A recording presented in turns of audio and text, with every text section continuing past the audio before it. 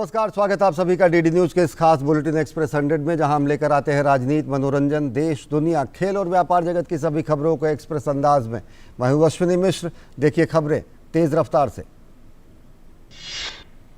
BJP के महापौर सम्मेलन में पीएम ने शहरी बुनियादी ढांचे की मजबूती पर दिया जोर। उन्होंने कहा, आज़ादी के अमृतकाल में भारत अपने शहरी बुनियादी ढांचे पर कर रहा है अभूतपूर्व निवेश। प्रधानमंत्री नरेंद्र मोदी ने गांधीनगर में आयोजित 2 दिवसीय भाजपा के राष्ट्रीय महापौर सम्मेलन को किया संबोधित। देश भर में भाजपा शासित शहरी स्थानीय निकायों को 121 महापौर उप महापौर 2 दिवसीय कार्यक्रम में ले रहे हैं हिस्सा। शहरों की प्लानिंग के विकेंद्रीकरण को प्रधानमंत्री नरेंद्र मोदी ने बताई जरूरत। कहा, जनप्रतिनिधि चुनाव केंद्रित सोच से शहर का भला नहीं कर सकते। सरकार ने शहरी गरीबों के साथ साथ मध्यम वर्ग के घर के सपने को पूरा करने का काम किया है। उन्होंने कहा कि रेरा जैसे कानून बनाकर सरकार ने लोगों के हित को सुरक्षित किया है। प्रधानमंत्री ने कहा कि आज़ादी के अमृतकाल में शहरी विकास का रोड मैप बनाने में सम्मेलन की अहम भूमिका है। प्रधानमंत्री ने कहा कि शहरी विकास में भाजपा के सबका साथ, सबका विकास, सबका विश्वास और सबका प्रयास की झलक दिखाई देती है। उन्होंने कहा कि भाजपा के गवर्नेंस मॉडल को दूसरों से अलग करती है। भाजपा के राष्ट्रीय महापौर सम्मेलन के उद्घाटन समारोह को संबोधित करते हुए भाजपा अध्यक्ष जेपी नड्डा ने कहा कि सत्ता एक माध्यम है और लक्ष्य हमारा सेवा है। जेपी नड्डा ने कहा कि सुशासन के जरिए किस प्रकार जनता की सेवा कर सकते हैं, इसके लिए हम काम करते हैं। आगामी दिसंबर में होने वाले गुजरात विधानसभा चुनाव की सरगर्मी तेज हो गई है। तैयारियों के सिलसिले में भाजपा के राष्ट्रीय अध्यक्ष जेपी नड्डा आज से 2 दिन के दौरे पर अहमदाबाद पहुंचे हैं। गुजरात दौरे की शुरुआत जेपी नड्डा ने गांधीनगर के नभोई गांव में नमो विकास पंचायत कार्यक्रम के अंतर्गत ई-बाइक का शुभारंभ करके किया। इस दौरान उन्होंने गुजरात की लगभग 143 विधानसभा सीटों के लगभग 14,200 गांवों के लिए ई-बाइकों को हरी झंडी दिखाकर रवाना किया। इस मौके पर जेपी नड्डा ने प्रधानमंत्री नरेंद्र मोदी को देश के किसानों का सबसे बड़ा शुभचिंतक बताते हुए कहा कि प्रधानमंत्री की प्राथमिकता में धरती पुत्र हैं। जेपी नड्डा ने कहा कि कृषि विभाग के बजट में 6 गुना की वृद्धि की गई है। किसानों को अधिक से अधिक मूल्य दिलाने का प्रयास किया जा रहा है। जेपी नड्डा ने गुजरात के मुख्यमंत्री भूपेंद्र पटेल के साथ मोरबी में रोड शो किया। इस दौरान मोरबी और निकटवर्ती इलाकों के हजारों लोग जेपी नड्डा का अभिवादन करने के लिए सड़कों के दोनों ओर मौजूद रहे। मुंबई में ग्लोबल फिनटेक सम्मेलन को संबोधित करते हुए केंद्रीय वित्त मंत्री निर्मला सीतारमण ने कहा कि सबका साथ, सबका विकास के मंत्र पर चलने में फिनटेक तकनीक और यूपीआई ने खास भूमिका निभाई है। छोटे वैल्यू की ऑफलाइन पेमेंट यानी बिना इंटरनेट के यूपीआई पेमेंट के लिए यूपीआई लाइट सेवा की शुरुआत की गई। इसके साथ ही यूपीआई को क्रेडिट कार्ड के साथ लिंक करने के लिए नई सुविधा की शुरुआत की गई। एनपीसीआई ने तीसरे प्रोडक्ट के तौर पर अब विदेशों में भारत में बिल पेमेंट करना आसान कर दिया है, जो भारत बिल पेमेंट सिस्टम की मदद से किया जा सकेगा। रिजर्व बैंक के गवर्नर शक्तिकांत दास ने उम्मीद जताई है कि आने वाले दिनों में भारत फिनटेक स्पेस में लीडर के तौर पर उभरेगा। आरबीआई गवर्नर ने कहा कि अगले दशक में सतत विकास और ऐसी तकनीक पर फोकस रहेगा जो आम लोगों के जीवन को आसान बनाएगा। आरबीआई गवर्नर ने कहा कि देश की डिजिटल करेंसी जल्दी ही लॉन्च की जाएगी। उन्होंने कहा कि इसे चरणों में लागू किया जाएगा, जो पहले होलसेल सेगमेंट और फिर रिटेल सेगमेंट में शुरू किया जाएगा। शक्तिकांत दास ने कहा कि फिनटेक गांवों और कस्बों में बैंकिंग सुविधा के साथ साथ कर्ज देने की प्रक्रिया को आसान बनाएगा, जो किसानों और दूसरों की जिंदगी को आसान बनाता है। मुख्य आर्थिक सलाहकार वी अनंत नागेश्वर ने ग्लोबल फिनटेक फेस्ट समारोह को संबोधित करते हुए कहा कि चालू वित्त वर्ष में भारतीय अर्थव्यवस्था 7% की दर से बढ़ेगी और 1 दशक तक भारत की आर्थिक विकास दर 7% के आसपास रह सकती है। दिल्ली की अरविंद केजरीवाल सरकार कथित आबकारी घोटाले को लेकर लगातार निशाने पर है। भाजपा ने आम आदमी पार्टी नेताओं के यूनिवर्सल कंपनी के साझेदार करमजीत सिंह लांबा के साथ कुछ तस्वीरों को साझा कर हमला किया है। भाजपा प्रवक्ता गौरव भाटिया ने अरविंद केजरीवाल और मनीष सिसोदिया पर करीबियों को भ्रष्टाचार और रेवड़ी बांटने पर सवाल किया। उन्होंने कहा कि स्टिंग ऑपरेशन से स्पष्ट हो चुका है कि अरविंद केजरीवाल किस तरह से वसूली करते हैं। बीजेपी ने केजरीवाल सरकार पर कालाधन अर्जित करने और जनता को लूटने का आरोप लगाया। उन्होंने कहा कि अरविंद केजरीवाल पर बिना किसी तथ्य और प्रमाण के आरोप लगाने पर भी उन्होंने निशाना साधा। दिल्ली प्रदेश भाजपा के अध्यक्ष आदेश गुप्ता ने कहा कि खुलासों से स्पष्ट हो गया है कि शराब नीति क्यों बनाई गई। उन्होंने अरविंद केजरीवाल के ऑटो में बैठने को लेकर तंज कसते हुए इसे नौटंकी करार दिया। बीजेपी ने दिल्ली के मुख्यमंत्री अरविंद केजरीवाल के करीबी विधायक सोमनाथ भारती पर कब्रिस्तान और डीडीए की ग्रीन लैंड की जमीन पर उनके समर्थकों के कब्जा करने का आरोप लगाया है। बीजेपी ने इन आरोपों पर जवाब आम आदमी पार्टी से मांगा है और कहा कि आरोप लगाकर कोई जवाब नहीं दिया जा सकता। आखिर इन जवाब और तथ्यों को प्रमाण के साथ दिया जाए ताकि एक स्पष्ट तस्वीर जनता के सामने आ सके। उपराष्ट्रपति जगदीप धनखड़ ने अखिल भारतीय प्रबंधन संघ के 49वें राष्ट्रीय प्रबंधन सम्मेलन को संबोधित किया। उन्होंने संबोधित करते हुए कहा कि देश के सामने इस समय कई चुनौतियां हैं, लेकिन इन चुनौतियों का प्रशासक, शिक्षाविद और विशेषज्ञ अपनी सकारात्मक भूमिका से बखूबी सामना कर रहे हैं। केमिकल और पेट्रोकेमिकल इंडस्ट्री की सलाहकार समिति के केंद्रीय मंत्री डॉक्टर मनसुख मांडविया ने कहा कि केमिकल और पेट्रोकेमिकल इंडस्ट्री को बढ़ाने के लिए इनमें इनोवेशन और रिसर्च की जरूरत है। उन्होंने कहा कि देश को अपना मॉडल विकसित करने की जरूरत है। इंडस्ट्री में 15% की सालाना वृद्धि हो रही है। देश की जीडीपी में इस इंडस्ट्री का 7% योगदान है। इस इंडस्ट्री को 2025 तक $300 बिलियन के लक्ष्य तक ले जाया जाएगा। करीब 3 दशक के बाद कश्मीर वादी में फिर से बड़े पर्दे पर फिल्म देखने का सपना पूरा हो रहा है। जम्मू कश्मीर के उपराज्यपाल मनोज सिन्हा ने मंगलवार को श्रीनगर में केंद्र शासित प्रदेश का पहला मल्टीप्लेक्स का उद्घाटन किया। जम्मू कश्मीर के उपराज्यपाल मनोज सिन्हा ने घोषणा की कि बहुत जल्द ही केंद्र शासित प्रदेश के हर एक जिले में 100 सीटों वाला सिनेमा हॉल होगा। उन्होंने कहा कि एक समय था जब लोग यहां सिनेमा देखने आते थे, लेकिन फिर वो दिन भी अब वो दिन लौट आए हैं जब लोग अपने परिवार के साथ फिल्में देख सकेंगे। उपराज्यपाल ने कहा कि फिल्म निर्माताओं के लिए कश्मीर हमेशा से पसंदीदा जगह रही है और घाटी में फिर से शांति बहाल हो सके, इसके लिए भारत की संसद ने 5 अगस्त 2019 को जो फैसला लिया उससे यहां पर स्थायी शांति आएगी। जम्मू कश्मीर प्रशासन ने सिनेमा हॉल खोलने के फैसले को इस क्षेत्र से जुड़े लोगों के लिए एक बेहतर पहल करार दिया है। घाटी में 90 के दशक से पहले फिर से सिनेमा की वापसी से स्थानीय लोग बेहद खुश हैं और वे सरकार के इस फैसले को राज्य के लिए एक बेहतर कदम बता रहे हैं। घाटी में इस नई पहल के मौके पर उपराज्यपाल ने कहा कि जिन लोगों ने इतने वर्षों तक यहाँ राज किया वो अपने मनोरंजन के लिए देश दुनिया के दूसरे हिस्सों में जाया करते थे, लेकिन यहाँ के लोगों के लिए मनोरंजन के साधनों को बंद कर दिया गया था। उन्होंने कहा कि अब नई फिल्म पॉलिसी के जरिए युवा फिल्मकारों को मौका दिया जा रहा है, तो फिल्मों की शूटिंग की अनुमति आसान कर दी गई है, जिसकी वजह से स्थानीय स्तर पर युवाओं को रोजगार के नए मौके मिल रहे हैं। दिल्ली के जेएनयू में नशा मुक्त भारत कार्यक्रम का आयोजन किया गया। कार्यक्रम में विदेश एवं संस्कृति राज्य मंत्री मीनाक्षी लेखी ने युवाओं को नशा मुक्त भारत के लिए शपथ दिलाई। राजस्थान विधानसभा का 7वां सत्र दूसरे दिन भाजपा के लंपी वायरस को लेकर मुख्यमंत्री अशोक गहलोत और उनकी सरकार को जमकर घेरने के प्रदर्शन के साथ हुआ। इस मुद्दे को लेकर भाजपा ने कार्यकर्ताओं के साथ विधानसभा के बाहर जमकर प्रदर्शन किया। राजस्थान विधानसभा के बाहर बड़ी संख्या में भाजपा कार्यकर्ता इकट्ठा हुए। प्रदर्शन को लेकर पुलिस और भाजपा कार्यकर्ताओं के बीच संघर्ष भी हुआ।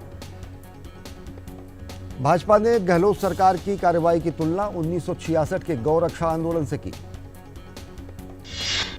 दिल्ली से सटे नोएडा सेक्टर 21 के जलवायु विहार में दीवार गिरने से 4 लोगों की मौत हो गई। जानकारी के मुताबिक मरम्मत कार्य के दौरान मजदूरों पर दीवार गिर गई, जिससे यह हादसा हुआ। मामले में मुख्यमंत्री योगी आदित्यनाथ ने दीवार गिरने की घटना पर दुख जताया, शोक संतप्त परिवारों के प्रति संवेदना व्यक्त की और घायलों के शीघ्र स्वस्थ होने की कामना करते हुए उनके उपचार की समुचित व्यवस्था करने के निर्देश दिए। नई दिल्ली में 2 दिवसीय Asia Pacific institute for broadcasting development की 47वीं वार्षिक बैठक का आयोजन किया जा रहा है। कार्यक्रम में प्रसार भारती के सीईओ मयंक अग्रवाल सहित कई गणमान्य हस्तियों ने शिरकत की। AIBD 26 देशों में फैले प्रसारकों का एक अंतर्राष्ट्रीय निकाय है। सम्मेलन का उद्घाटन सूचना एवं प्रसारण मंत्री अनुराग सिंह ठाकुर ने और साथ ही साथ सूचना एवं प्रसारण राज्य मंत्री डॉक्टर L मुरुगन, सूचना एवं प्रसारण मंत्रालय के सचिव अपूर्व चंद्र की मौजूदगी में किया गया। इस दौरान सभी भाग लेने वाले देशों और सदस्य प्रसारकों ने एक स्थायी प्रसारण वातावरण, नवीनतम प्रौद्योगिकी जानकारी और बेहतरीन सामग्री निर्माण विभिन्न सहकारी गतिविधियों के लिए मिलकर काम करने का संकल्प लिया। सुप्रीम कोर्ट ने हरियाणा सिख गुरुद्वारा प्रबंधन अधिनियम 2014 की वैधता को बरकरार रखा है। अधिनियम के तहत राज्य में गुरुद्वारों के मामलों के प्रबंधन के लिए एक अलग समिति का गठन किया गया था। कर्नाटक सरकार की ओर से एसजी तुषार मेहता की दलील है कि 2021 से पहले कोई मुस्लिम लड़की हिजाब नहीं पहन रही थी, न ही ऐसा कोई सवाल उठा था। ये कहना गलत होगा कि सरकार ने सिर्फ हिजाब बैन किया है, दूसरे समुदाय के लोगों को भी भगवा गमछा पहनने से रोका गया है। कुतुब मीनार परिसर में मौजूद कुव्वतुल इस्लाम मस्जिद में पूजा अर्चना का अधिकार मांगने वाली याचिका पर सुनवाई हुई। साकेत कोर्ट ने जमीन पर मालिकाना हक का दावा करने वाले पक्षकार बनाए जाने की मांग करने वाली कुंवर महेंद्र ध्वज प्रसाद की अर्जी खारिज कर दी। मद्रास उच्च न्यायालय की प्रथम पीठ ने मंगलवार को कहा कि सांसदों और विधायकों के खिलाफ भ्रष्टाचार के मामलों की सुनवाई के लिए गठित विशेष अदालत पूर्व नगरपालिका प्रशासन मंत्री एसपी वेलुमणि के खिलाफ दर्ज 2 मामलों की सुनवाई करेगी। और बुलेटिन में फिलहाल वक्त हो चला एक छोटे से ब्रेक का। देखते रहिए डीडी न्यूज।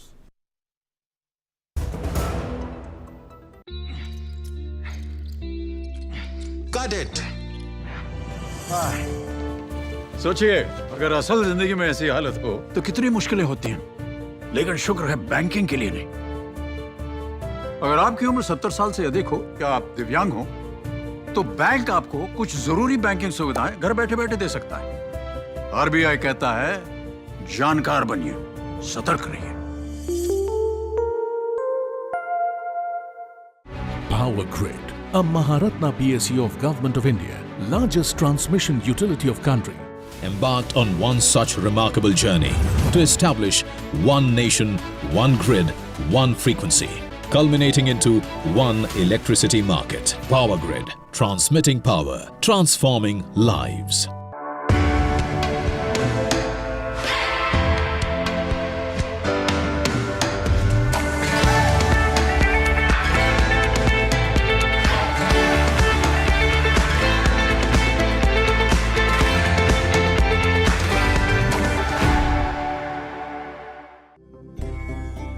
हमारा देश भारत आजादी का अमृत महोत्सव मना रहा है। आइए हम इस महोत्सव में भाग लें। मैं एक वकील हूँ। हमारा जीवन देश के नागरिकों को इंसाफ और न्याय दिलवाने में बीतता है, पर अब हम उन्हें न्याय दिलवाना चाहते हैं जिन्हें न्याय नहीं मिल पाता। मैं बात कर रहा हूँ उन सड़क पर रहते हुए बच्चों की जिन्हें आपने कई बार देखा होगा। कोई बच्चा दिव्यांग होता है, कोई बाल मजदूर, कोई परिवार से बिछड़ा। जब भी हम ऐसे किसी बच्चे को सड़क पर देखें तो ये हम सभी का देश के प्रति कर्तव्य है कि हम NCPCR के सिटीजन पोर्टल पर सूचना दें। सड़क पर रह रहे बच्चों की मदद हम व्यक्तिगत क्षमता में, प्रोफेशनल के रूप में या किसी संगठन के माध्यम से भी कर सकते हैं। व्यक्तिगत रूप से प्रोफेशनल सेवा देने के लिए आप NCPCR के बाल स्वराज पोर्टल पर जाकर खुद को व्यक्तिगत सेवाओं के लिए जैसे लीगल सेवा, मेडिकल सेवा, शिक्षा देने की सेवा आदि प्रदान करने के लिए रजिस्टर करें। Guided by the vision of Honorable Prime Minister Narendra Modi, the Ministry of Ayush is fully committed to digitize Ayush sector for the benefit of people. A range of digital platforms are developed to support professionals and public. The Ayush Information Hub offers authentic information under various categories such as education policy, drug policy, schemes, events, new trends and developments in the sector. Ayush Next is an interactive platform developed primarily for students and scholars. Ayush Soft is developed with a vision to convert classical Ayurvedic texts into comprehensive and authentic IT-based knowledge repository. In this phase, Ayurvignana, an Ayurvedic encyclopedia, and Shabdanidhi, a glossary of Ayurvedic terminology, have been made available for Ayurveda fraternity. Ayush GIS has been developed for mapping of facilities under categories such as health facilities, colleges, doctors, students. It is a matter of great pride that these platforms have been launched by the Honorable Prime Minister.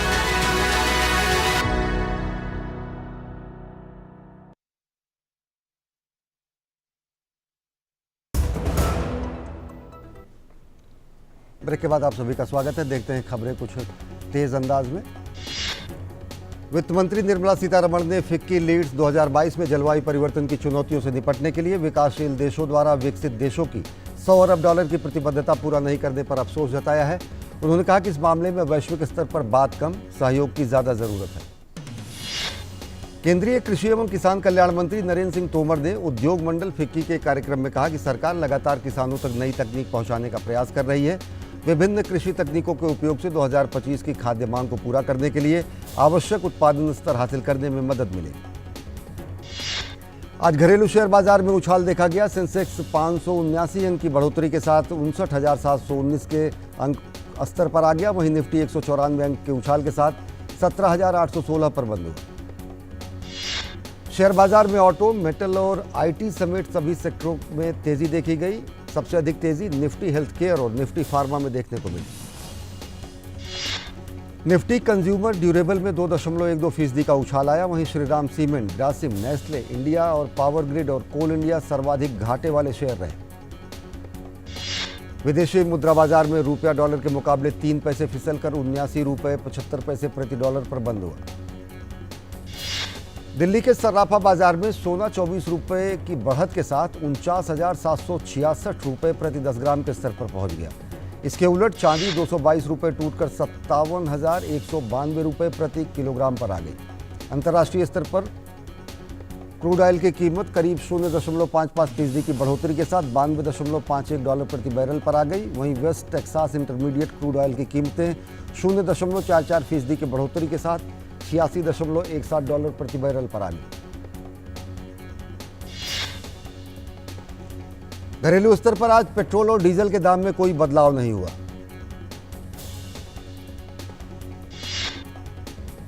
घरेलू स्तर पर आज petrol और diesel के दाम में कोई भी बदलाव देखने को नहीं मिला।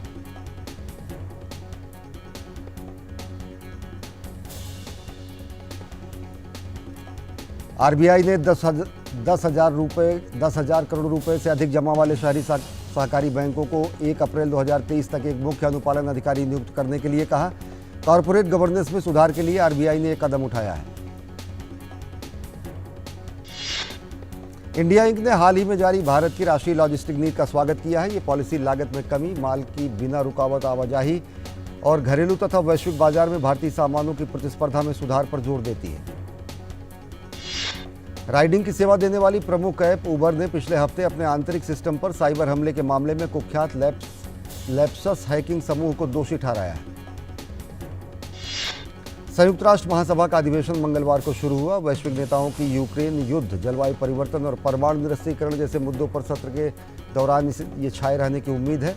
इस वर्ष के यूएनजीए का विषय है आमूल परिवर्तन का काल, इंटरलॉकिंग चुनौतियों के लिए परिवर्तनकारी समाधान। संयुक्त राष्ट्र महासचिव ने कहा कि अधिवेशन ऐसे समय में हो रहा है जब दुनिया जंग के प्रभाव से जूझ रही है। जलवायु परिवर्तन से उथल पुथल मचा हुआ है। घृणा, गरीबी, भुखमरी और असमानता का सामना कर रही है।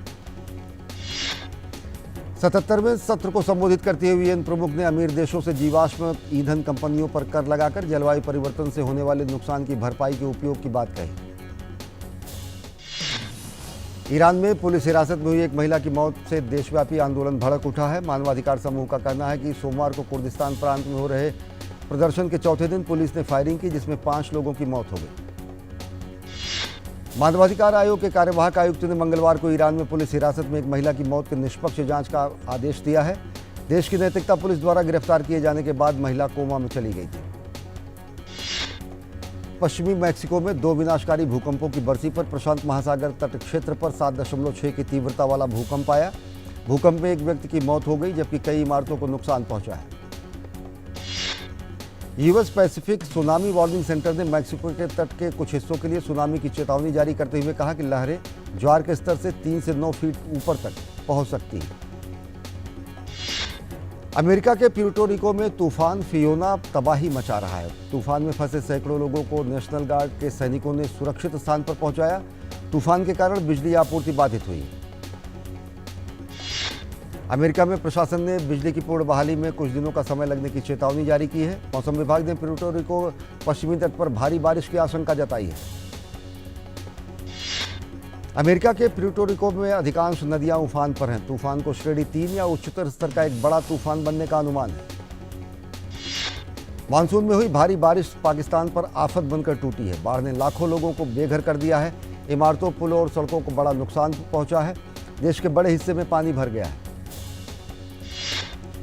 पाकिस्तान में बाढ़ प्रभावित क्षेत्रों में संक्रामक रोग खतरनाक स्तर पर पहुंच गए हैं। बाढ़ प्रभावित इलाकों में 25 लाख से ज्यादा लोग संक्रामक रोगों से प्रभावित हुए हैं। इस बीच विश्व स्वास्थ्य संगठन ने जल जनित बीमारियों के फैलने की आशंका जताई है।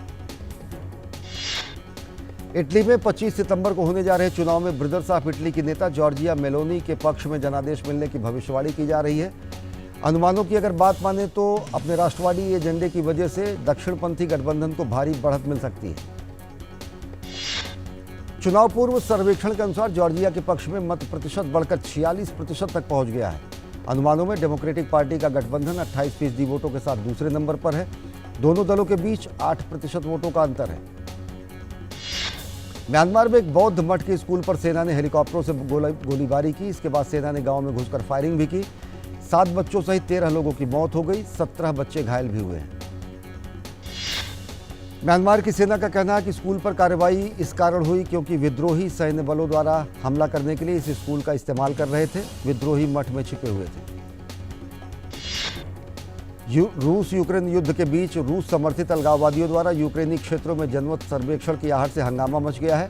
अलगाववादी डोनेट्स्क और लुहांस्क के इलाकों को रूस में शामिल करने के लिए जनमत सर्वेक्षण किए जाने की वकालत कर रहे हैं। रूस का समर्थन मिलने के बाद यूक्रेन की चिंताएं और बढ़ गई हैं। रूस के राष्ट्रपति व्लादिमीर पुतिन ने डोनेट्स्क और लुहांस्क को स्वतंत्र क्षेत्रों के तौर पर पहचान देने की बात कहते हुए यूक्रेन के खिलाफ जंग की शुरुआत की थी।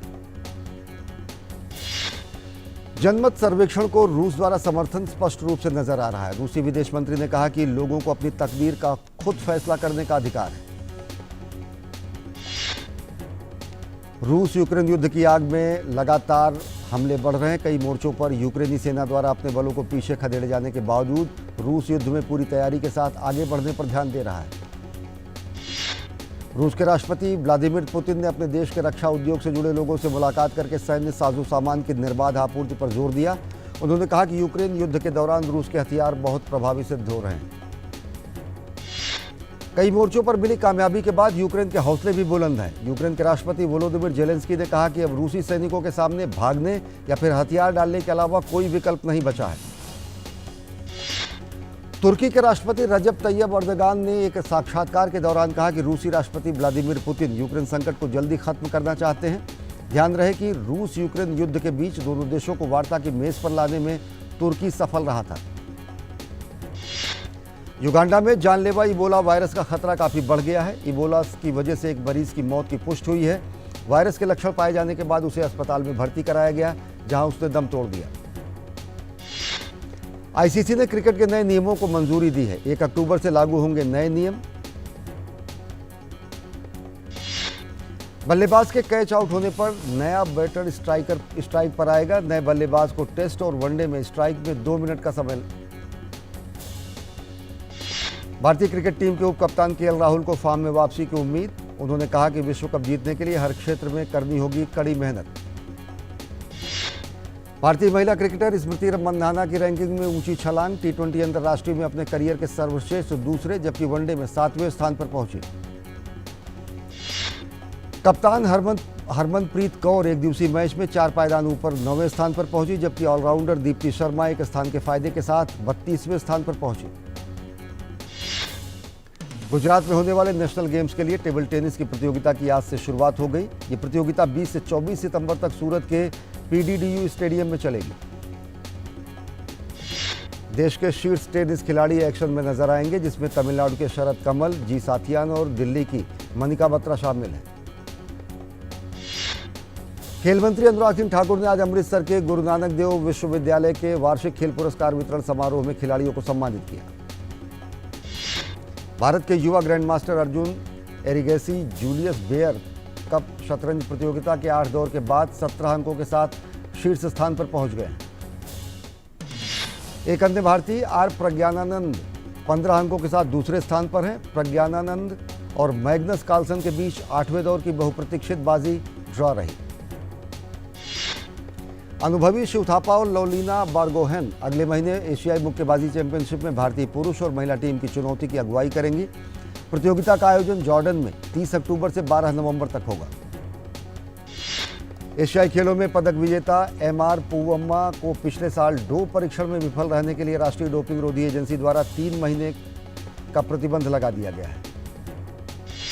दक्षिण कोरिया के फुटबॉल कप्तान सन ह्यूंगमिन अपनी राष्ट्रीय टीम से जुड़ गए हैं। उन्होंने ये फैसला कोस्टा रिका और कैमरून के खिलाफ होने वाले दोस्ताना मैच के लिए लिया है। British Open championship Cameron Smith ने lucrative Saudi Arab backed circuit में अपनी पहली गोल्फ जीत हासिल की है।